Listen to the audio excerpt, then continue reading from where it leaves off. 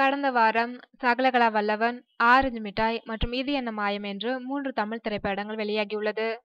6 படங்கள் வெளியாகும் என்று எதிர்பார்க்கப்பட்ட நிலையில் சில படங்கள் தள்ளி போனதால் 3 படங்கள் மட்டுமே வெளியாகின. இந்த படங்களில் வசூல் நிலவரம் என்னவென்று விசாரித்தால், ஜெயம் ரவி, த்ரிஷா, அஞ்சலி, சூரி மற்றும் முன்னணி நட்சத்திரங்கள் நடித்து வெளிவந்த சகலகலா வல்லவன் திரைப்படம் தமிழ்நாடு முழுவதும் சுமார் 325 திரையரங்குகளில் வெளியாகியுள்ளது. காமெடி என்னும் மசாலாவை நன்றாக தூவி சகலகலா வல்லவனை வெற்றி படமாக மாற்றியிருக்கிறார் இயக்குனர் சுராஜ். காமெடி தான் படத்திற்கு கை கொடுத்திருக்கிறது என்றே சொல்ல வேண்டும். வசூலிலும் சரி, வரவேற்பிலும் சரி, இரண்டிலுமே முன்னணியில் இருக்கிறது ஜெயம் ரவியின் சகலகலா வல்லவன். இதுவரை 5 கோடி வரை வசூல் செய்திருப்பதாக பாக்ஸ் ஆபீஸ் நிலவரங்கள் தெரிவிக்கின்றன.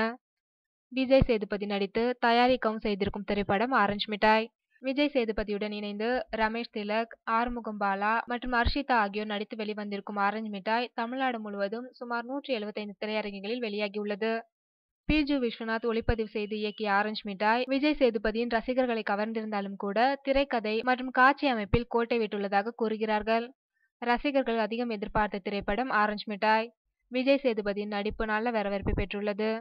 விஜய் சேதுபதி வழக்கம் போல அசத்தியுள்ளார் என்றே கூறலாம். படத்திற்கு வரவேற்பும் நன்றாகத்தான் உள்ளது. ஆனால் வசூல் தான் குறைவாக இருக்கிறது என்று கூறுகிறார்கள். விக்ரம் பிரபு, கீர்த்தி சுரேஷ் மற்றும் அம்பிகா, நாசர் என முன்னணி நட்சத்திரங்கள் நடித்து வெளிவந்திருக்கும் திரைப்படம் இது என்ன மாயம். தமிழ்நாடு முழுவதும் சுமார் 175 திரையரங்குகளில் இப்படம் வெளியாகியுள்ளது. இயக்குனர் ஏ.எல். விஜய் இயக்கத்தில் வெளியாகியிருக்கும் இத்திரைப்படத்தில் விக்ரம் பிரபு, கீர்த்தி சுரேஷ் ஜோடி பொருத்தமும் அவர்களுக்கு இடையிலான கெமிஸ்ட்ரியும் மிக அதிகமாகவே பேசப்படுகிறது. ஆனால் படம் ரசிகர்களை அந்த அளவிற்கு கவரவில்லை என்று பேச்சு அடிபடுகிறது.